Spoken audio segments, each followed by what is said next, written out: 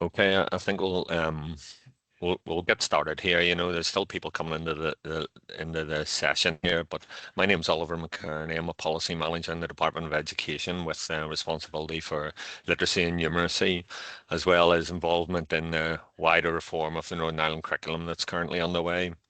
I'm just going to do some housekeeping uh, points here before we start. So we switched all the microphones off and cameras off just to make sure that the session runs okay. If you have any questions, feel free to add them to the chat or there's a question and answer bit, I think. Today's session will run for about 40 minutes and we'll leave a short window at the end to answer any questions that have been put into the chat. And if we don't get to everything, we're going to post it on a Q&A section on the DE website at some stage. All the webinars in this series are being recorded and will be uploaded to the DE website. We already have 3 up there at the moment. This one should be uploaded quite quickly now. We've got the hang of this here, so this should be uploaded by tomorrow, hopefully. And we'll notify everybody once they're uploaded. When we send out the invitation to the next webinar, we include a link in there as well. And I'll pass over to Geraldine then. So. Good afternoon, everybody. Our usual slot every 2 weeks. Welcome, whether live or on catch-up.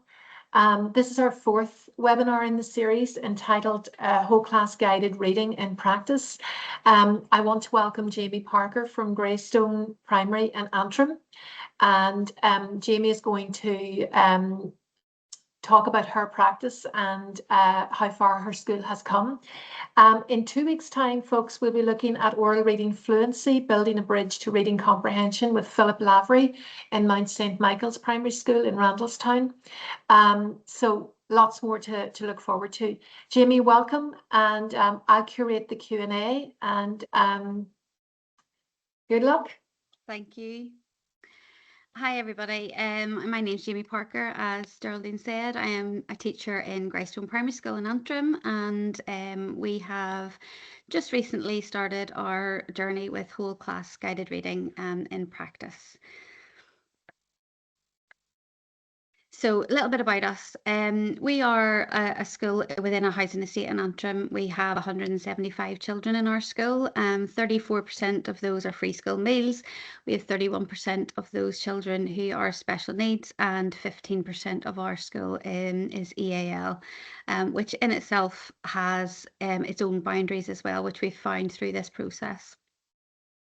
So a bit about our background to our involvement in the science of reading. So we are one of 20 schools from the nursery, primary, secondary, special school sectors in Antrim and Randalstown area that form the MFT group, which is Moving Forward Together.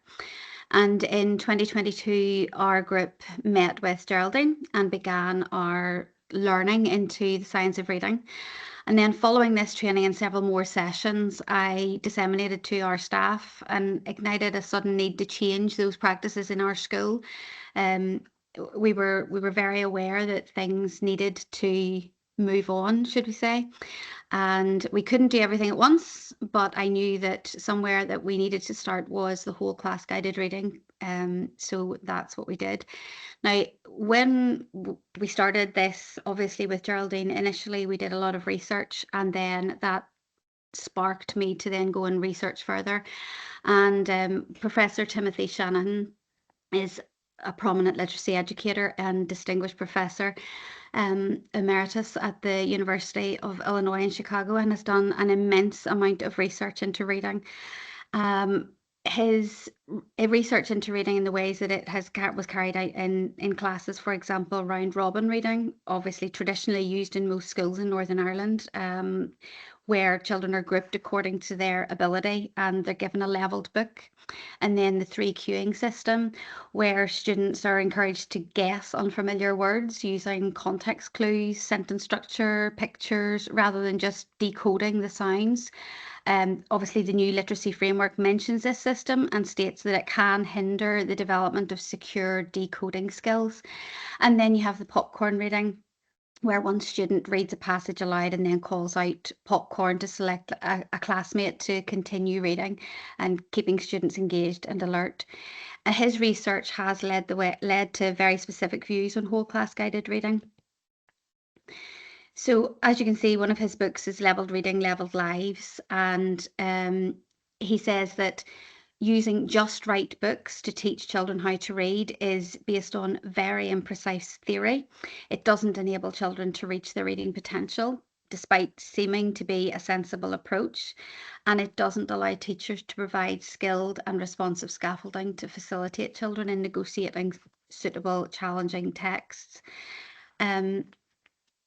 In his blog, Shanahan on Literacy, Professor Shanahan states that historically, small group reading instruction has been aimed at matching kids with books of certain levels, his words. But this is a practice he refutes completely in his books. And he says, never do with a small group what you could do just as well with whole class teaching. And when you really break down that one quote, you kind of think, well, isn't that better for all of us? Isn't that what teachers should be doing? Working smarter, not harder, for the good of the children. But it is also important to note that Professor Shanahan also said that those children who require small group or one-to-one instruction should still receive it. So therefore, these children aren't ignored or forgotten about, but they're still included in the whole class guided reading. So we move on to Scarborough's reading rope. Again, you will have seen this in the new literacy framework. It's very much an integral part of the reading part of the framework. But it shows the strands. You'll see the top and the bottom strands that must be taught explicitly and interactively for readers to construct meaning, if you like. So if we look at the bottom part of it first, the word recognition, and the lower strands. So you have the word recognition basically represents the ability to translate letters into spoken words. It's often referred to as the lower strands of the rope and focuses on accuracy and speed. And as pupils gain proficiency, these skills then become automatic. So the components are phonological awareness, where understanding and manipulating the sounds in spoken language, for example, rhyming, segmenting, blending. And then you have decoding, which applying that knowledge of phonics to read words. And then you have the sight recognition, so instantly recognizing familiar words without needing to sound them out. And then you go to the top half, which is the language comprehension. And this represents the ability to understand the meaning of spoken words and of sentences and narratives. These are the upper strands of the rope, which grow increasingly strategic over time. The components, as you can see, are background knowledge, so the information a pupil already possesses about a topic, and I'll go into that a little bit more in a minute. The vocabulary, where the knowledge of word meanings and their usage is of vital importance. Language structures, the ability to understand figurative language, infer meaning, and use logic. Language structures, understanding syntax, which is the grammar, and the semantics, the meaning. Then the verbal reasoning to understand figurative language and infer meaning and use logic. And then the literacy knowledge, understanding different text structures and genres. And then when these two strands, or all these strands and the two layers, if you like, the two parts, weave together, they will lead to reading comprehension and a skilled reader.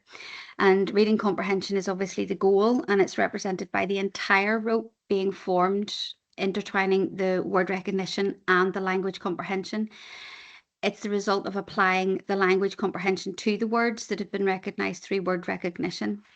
And as we go to the next strand, you will see that I've just added a purple arrow through the diagram.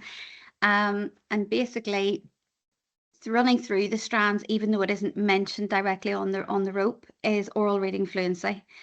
This will be further discussed, obviously, at Philip's webinar next week, but oral reading fluency is the bridge between the left and the right sides of the rope, and although not explicitly named, it really does link them.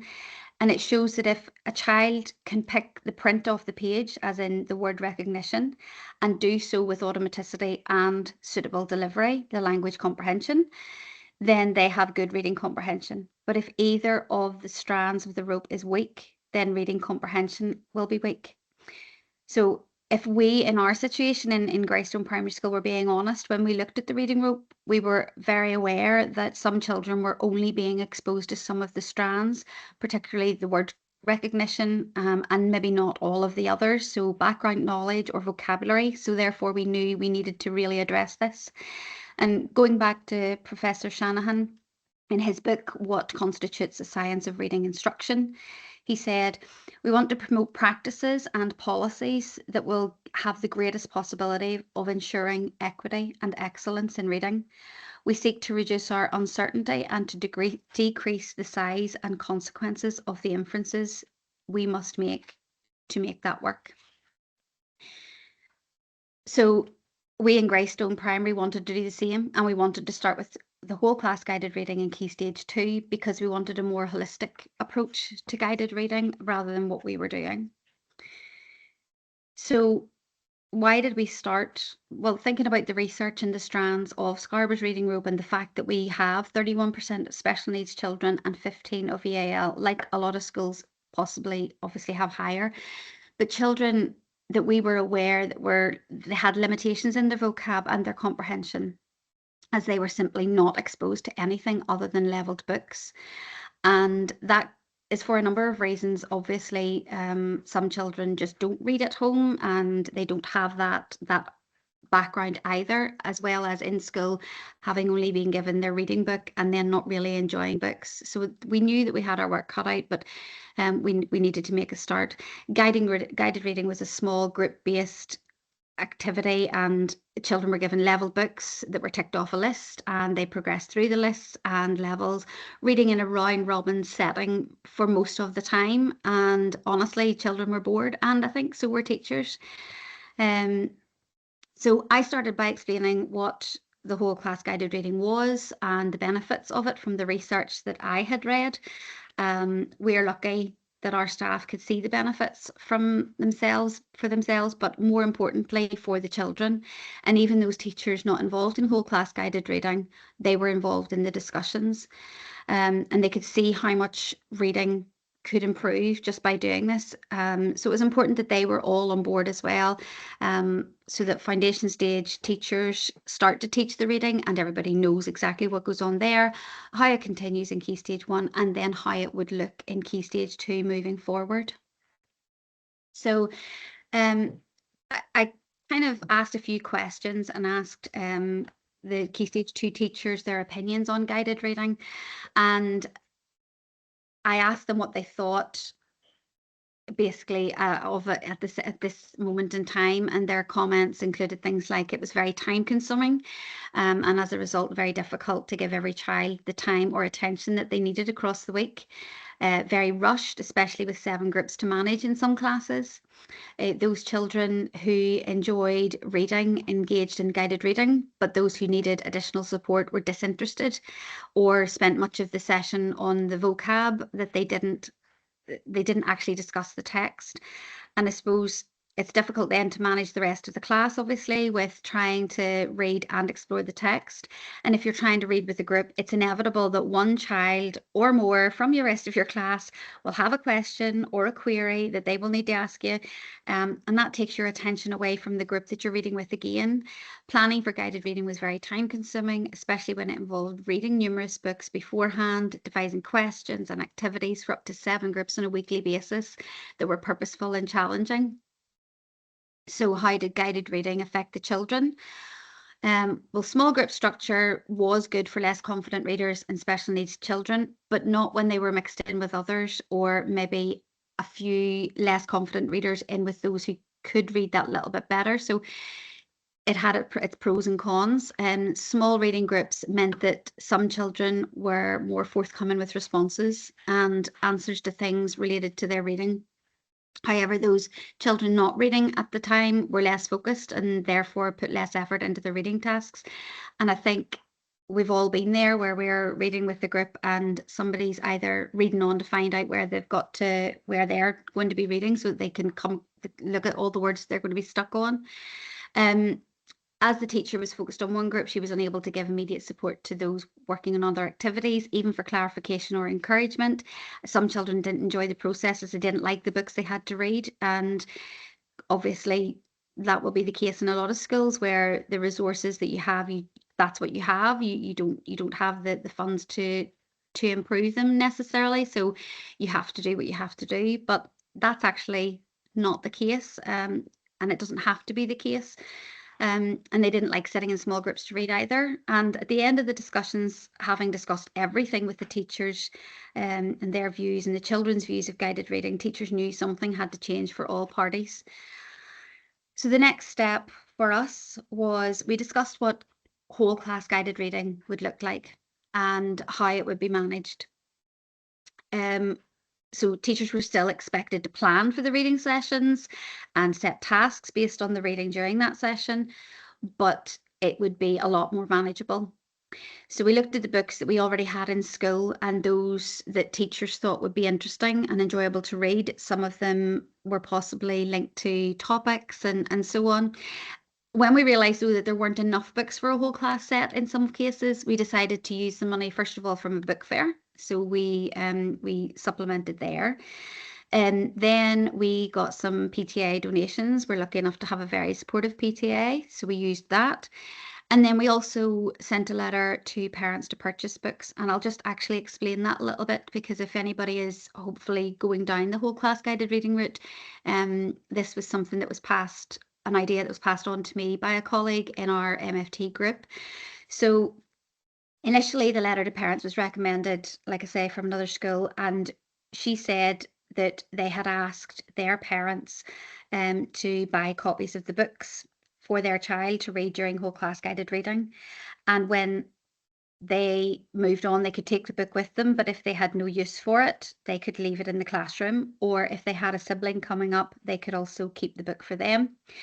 So at present, we only need to ask parents about buying 2 further titles, which I'll go on to in a wee minute, you'll see.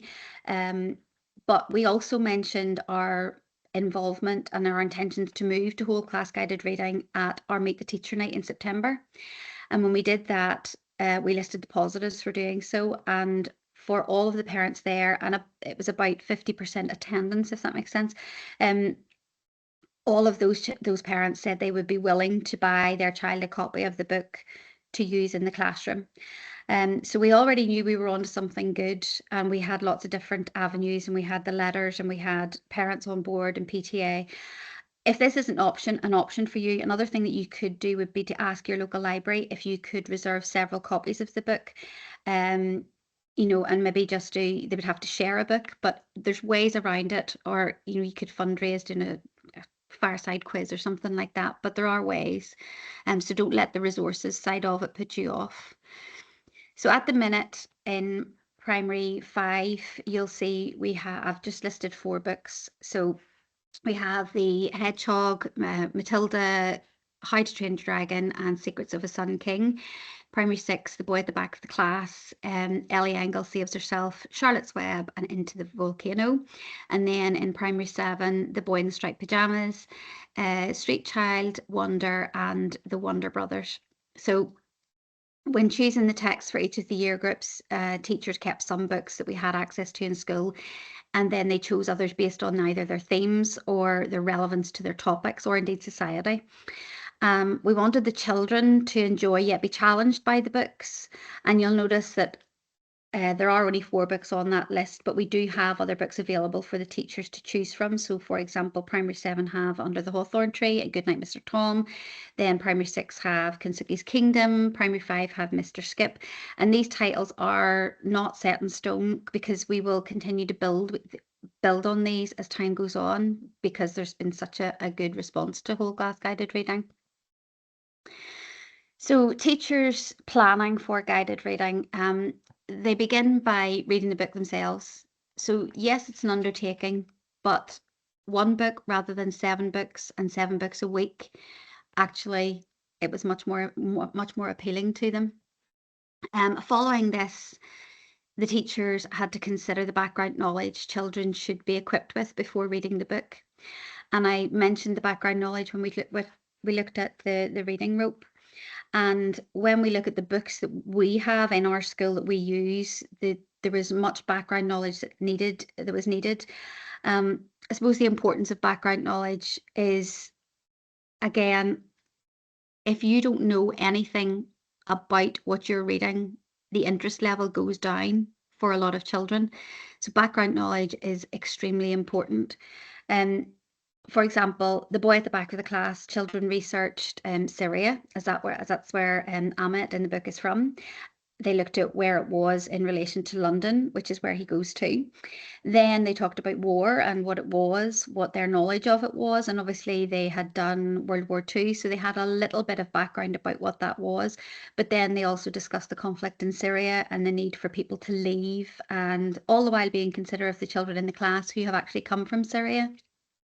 I should point out that parents are made aware of the upcoming books that children will be reading and the main themes of those books. Before reading The Boy in the Striped Pyjamas, children discussed World War II, what concentration camps were. They found out the locations of several of them. They also found out a little bit about the treatment without going into too much detail of those sent there. If you look at The Secrets of a Sun King and Into the Volcano and Street Child, they were chosen based on class topics. And so background knowledge was gained from initial teaching and a little bit of investigation using Google Maps to find out where some of the locations or settings of the book were, and also some fact finding online. If you look at How to Train Your Dragon, the children researched what a dragon is, who the Vikings were, and how the two things might link together before they read the text. Background knowledge is so valuable, and children can access so much more through the text if they have the background knowledge, particularly when inferencing.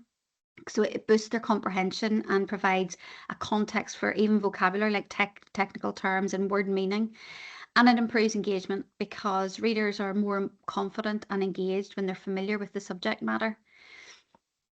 Taylor and Francis Online Educational Journal, I've linked it at the end of the slides, states that inferencing in the process by which a reader integrates information from the text with background knowledge in order to fill in detail and links not explicitly stated in a text.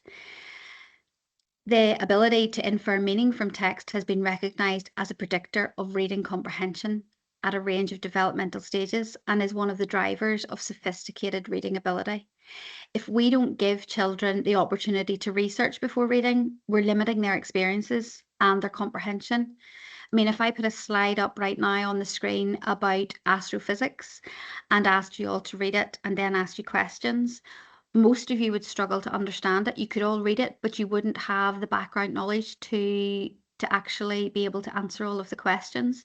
And I'm not insulting anybody's intelligence, but I'm just trying to show you the importance of that background knowledge to reading.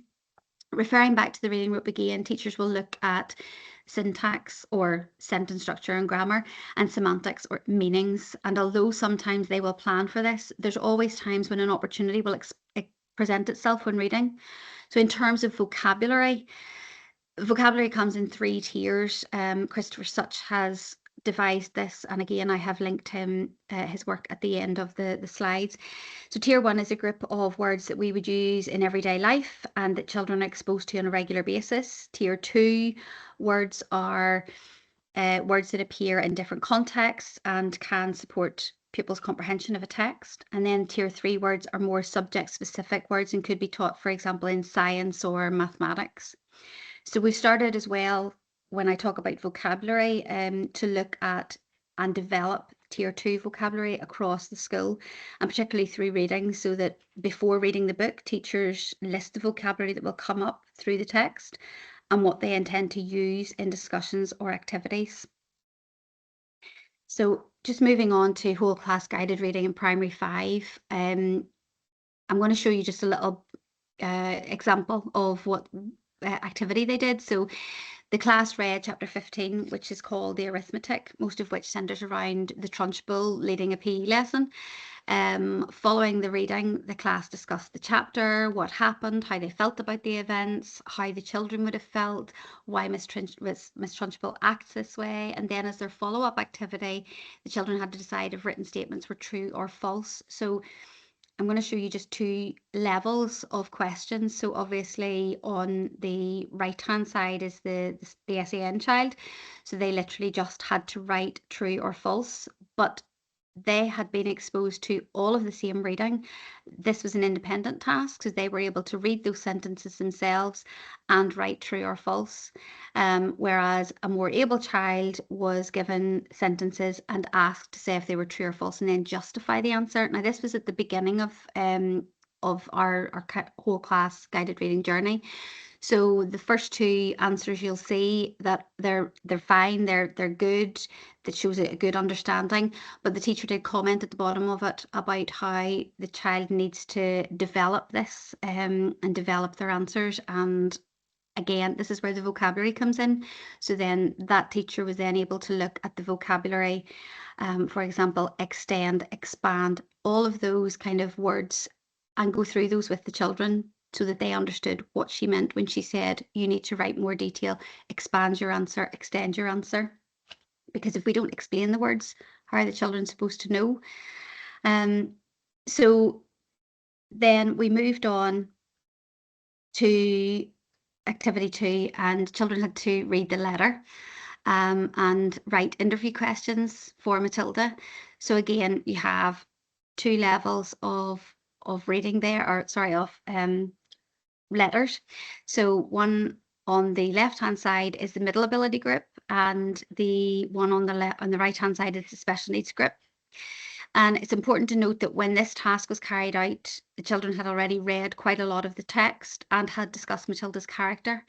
The first sample child wrote questions such as, why do you love to read books? And the answer they wrote themselves was, I love to read books because it helps me understand people better. So they had been able to devise questions, obviously based on what was said in the letter. The second sample, the child read the text independently, which the year before definitely could not have done that, wouldn't have been as confident enough to even try it. One of his questions was, why do you like Miss Honey? So his answer was obviously, she makes me feel brave and happy at school. But for him to even come up with the question, why do you like Miss Honey? He has an understanding of the text that had he not been exposed to whole class guided reading, that he never would have had that opportunity because he would have still been on that leveled book. And then this is the more able child. So she asked the question, who is the one kind teacher that you mention? And her answer was, her name is Miss Honey, and she is the kindest, sweetest teacher ever.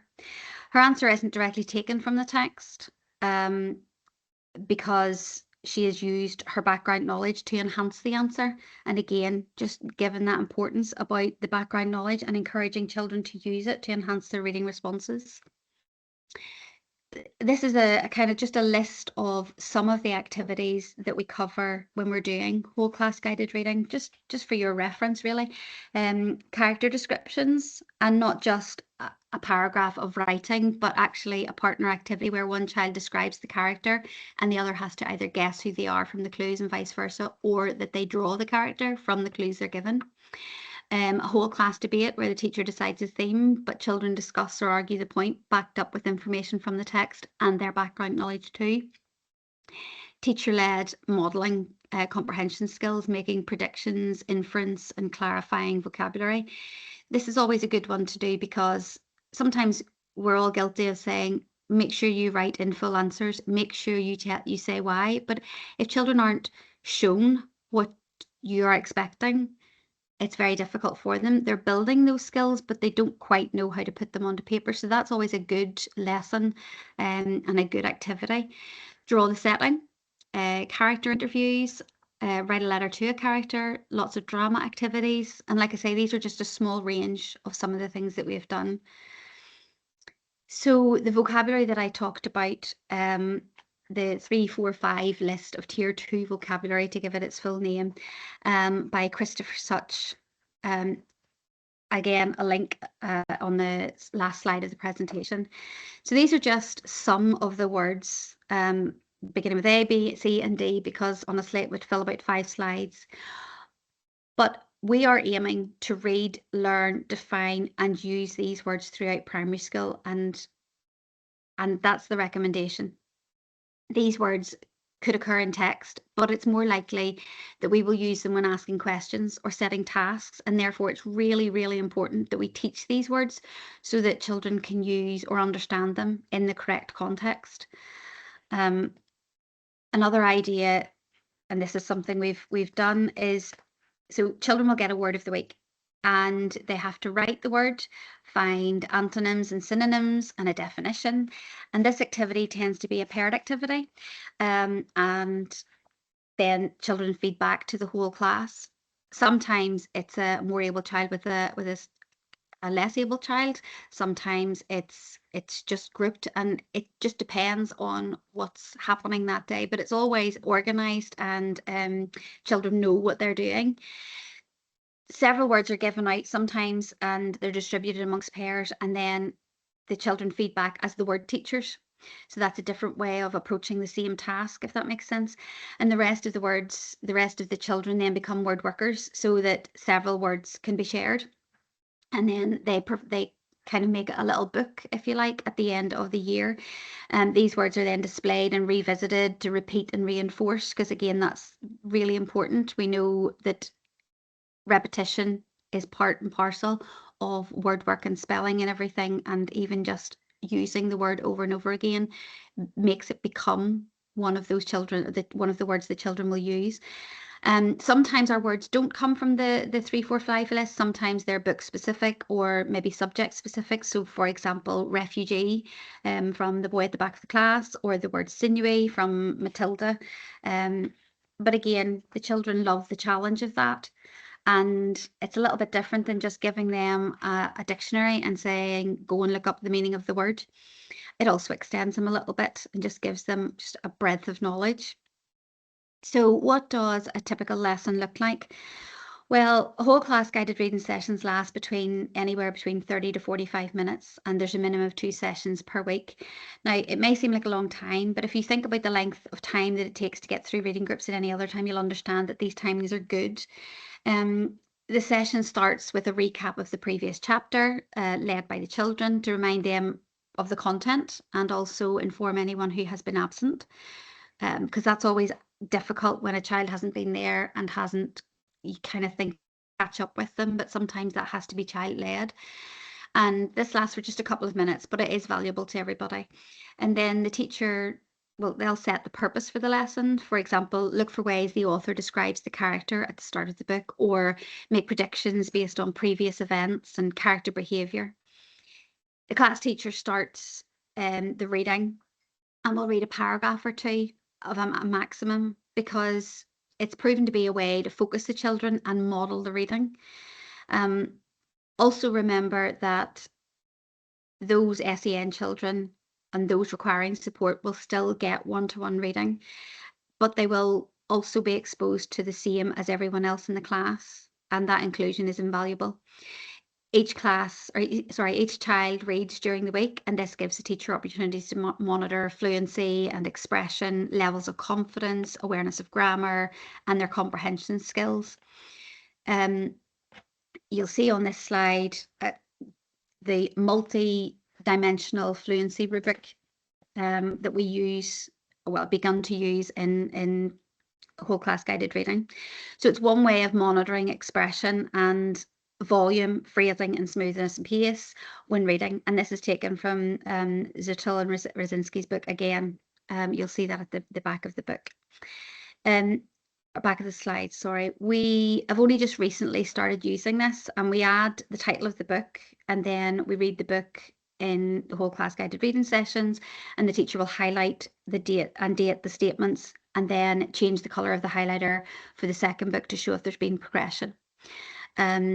It's good for monitoring, and it's good for as well looking back to see how far a child has come, but it's also good for pointing out where we need to focus on for them.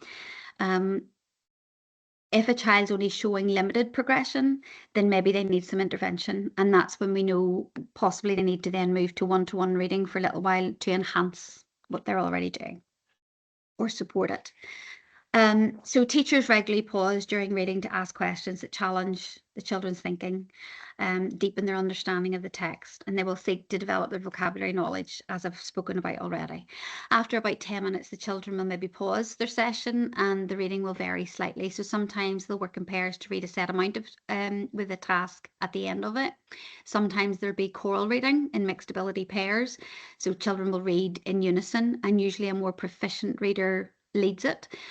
This builds reading fluency and confidence and expression and comprehension by providing a supportive environment for less confident readers to practice with.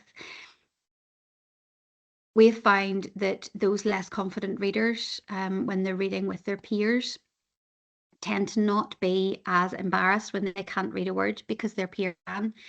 And it's almost that they form a partnership where one just helps the other when it's needed, but they both follow along and both read what they can.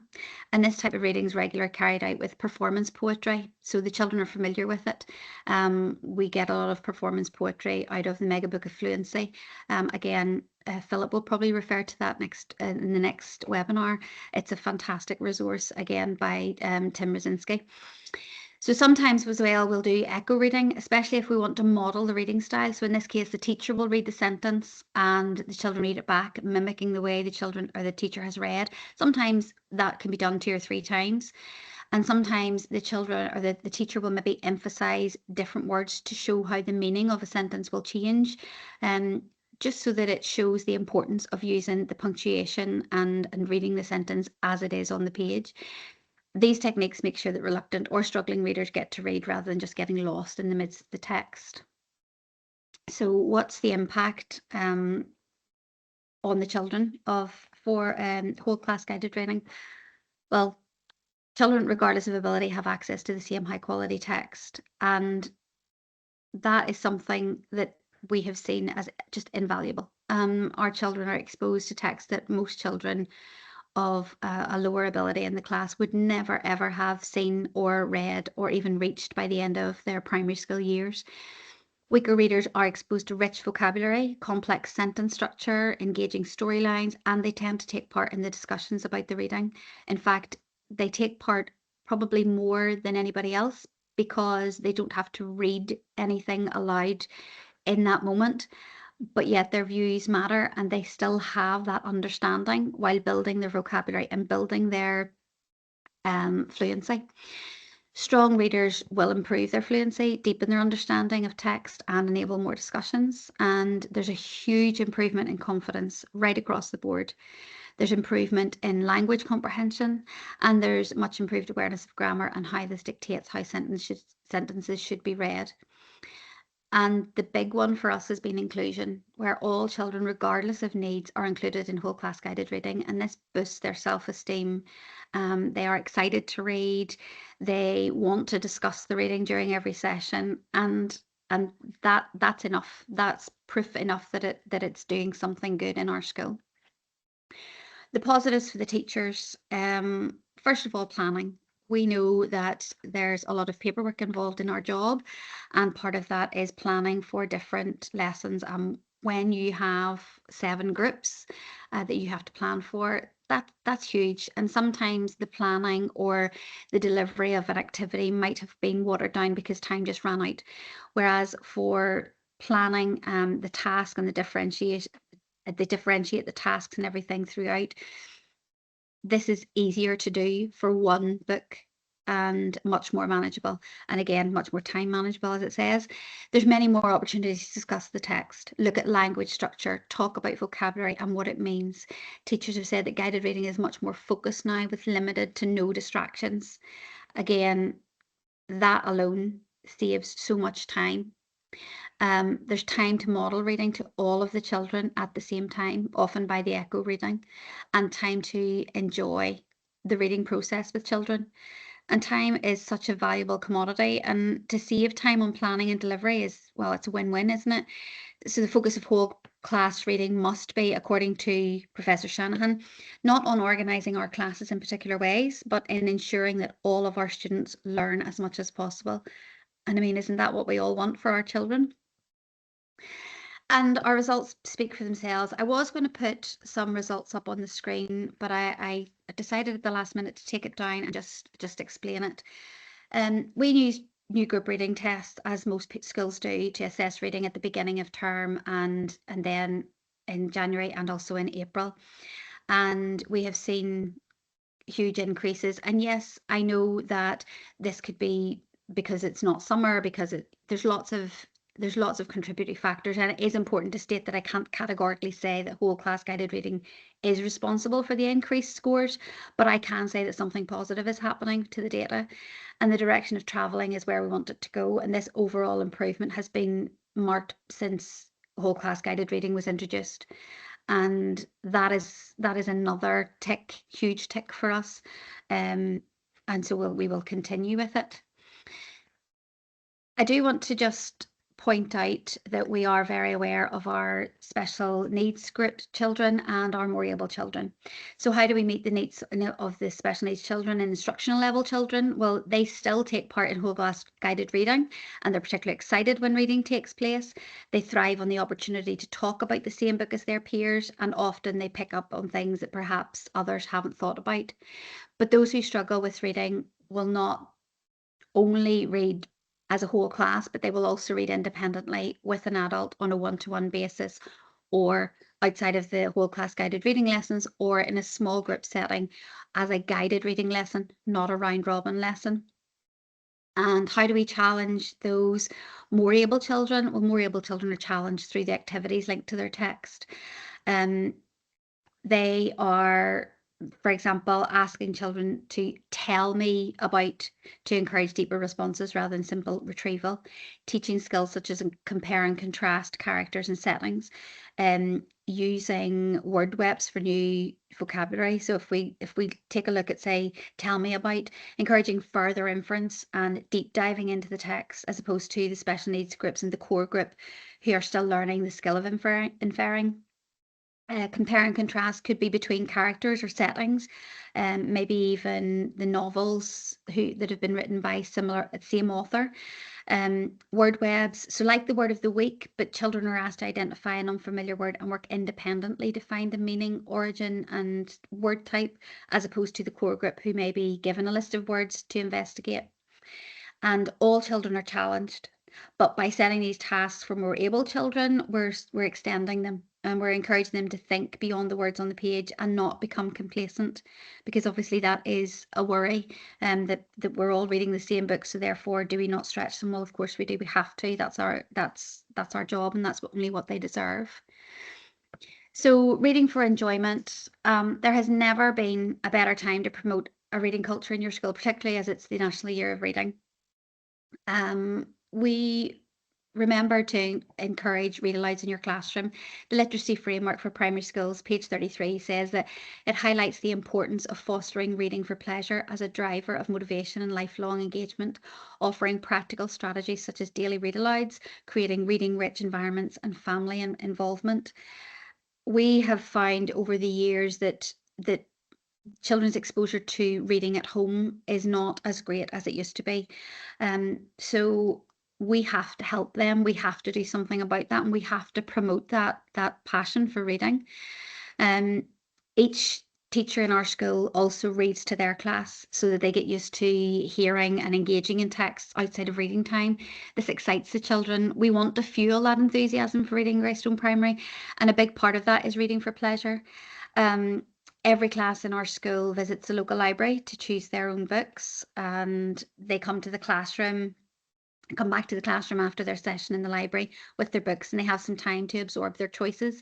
So at the start of their time, you can hear a pin drop.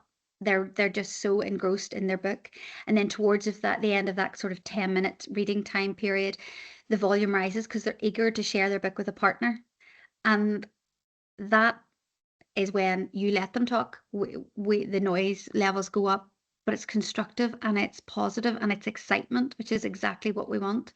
Once a week, our primary 7 children visit our primary 1 children and read with them. So the children are paired with the child. They begin by getting to know the child and building that relationship, and then they read to them.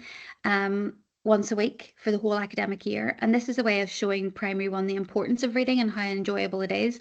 And it also gives the primary sevens an audience and a chance to model their own reading. Because sometimes we know they're a little bit too cool for school. So the primary ones just absolutely absorb everything that they say, and they hang on their every word. And then teachers read too. So you drop everything and you read. And during our book week in March, this is something that we are really passionate about. So our principal, Mrs. Faulkner, rings the bell, and everyone has to stop what they're doing, drop everything, and read a book. Obviously, everyone knows this will happen, and books have been chosen and they're under the children's desks, and teachers have a book. But children then know that the teachers read too, and it's not just for school. And they really enjoy the fact that teachers read. So where next? So we are aiming towards primary 4 trialing whole class reading in the summer term. We're going to continue to build our oral reading fluency through various ways, including repeated reading, echo reading, choral reading, and I mentioned before, the Mega Book of Fluency. 2021, Tim Rosinski and Melissa Cheeseman has a fantastic range of activities to promote this. And if I know we're not supposed to promote anything, but this is a really good book. Want to look at phonics and spelling. After watching the last webinar of Ryan's a couple of weeks ago, it sort of ignited something as well. So definitely want to look at that. And then this is just one aspect of the science of reading that we're taking a step at a time. Rome wasn't built in a day. I want to do it all. I want to do everything. But there's so much in the new framework to pick through in the science of reading, that one step at a time, and do it properly and do it well. So I guess to sort of finish off, where to start if you haven't already. Step 1, carry out a baseline to ascertain where you are now. If you follow the link to the Reading League curriculum evaluation guidelines, that will put a lot of things, it basically tells you in blue and red. Blue you have, red you haven't quite got there, and it will tell you, give you a focus for your school. Whole class guided reading, check the books that you have, decide if they'll be a good match for your Key Stage 2 classes, ask teachers to read the books, devise questions, activities, etc., plan for the sessions, and begin reading in the classroom.